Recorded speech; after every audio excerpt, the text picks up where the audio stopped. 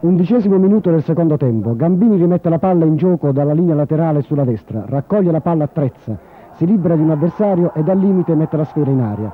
Cristiano approfitta di un'indecisione della difesa siciliana e con ottima scelta di tempo fa partire un tiro che batte imparabilmente Anellini.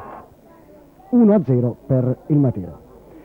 40° minuto. Napoli, lasciato inspiegabilmente solo, riceve la palla da Mondello, entra in aria e fa partire un forte tiro. Casiraghi respinge di pugno, sulla respinta raccoglie Livernini che mette in rete. 1-1. 43° minuto. Calcio d'angolo per il Matera. Si incarica del tiro dalla bandierina Gambini. La palla spiova in aria per la testa di Lupini che colpisce indietro per Arzeni. La mezzala materana fa partire un bolide che si infila all'angolino basso sulla destra di Anellini. È il 2-1. Rivediamo l'azione.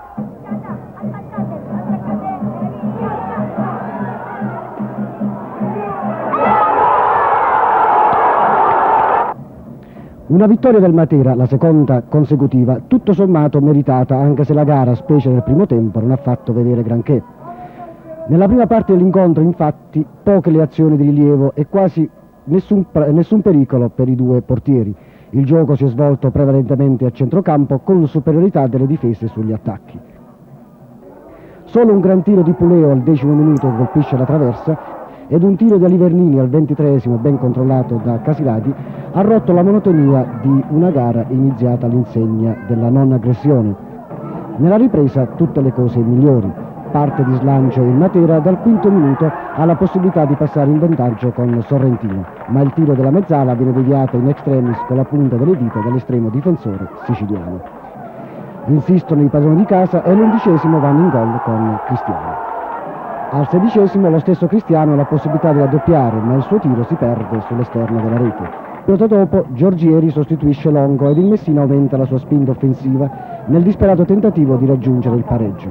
Al 20° ed al 21° infatti i siciliani si affacciano pericolosamente nell'area materana con tiri di Mondello, Marescalco e Giorgieri che si perdono sul fondo.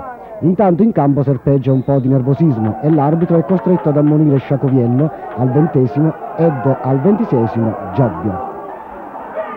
10 minuti per tardi vengono espulsi Iannucci del Messina e Sorrentino del Matera. Al 28° il Matera sostituisce Sciacoviello con Lupini e al 37° Trezza, che quest'oggi si è dato un grande affare, con Cifarelli.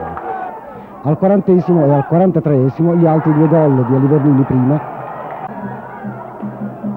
e di Arzeni dopo, descritti in apertura. Il Matera è sceso in campo con Casiraghi, Cristiano, Melis, Gambini, Aguilar, De Pasquale, Trezza, Arzeni, Puleo, Sorrentino, Sciacoviello. In panchina Lisanti, Cifarelli, Di Lecce, Incarbona, Lupini, allenatore Giannattasio. Il Messina con Anellino, Longo, Maglio, Mondello, Colaprete, Napoli, Giobbio, Lenoci, Marescalco, Iannucci, Livernini.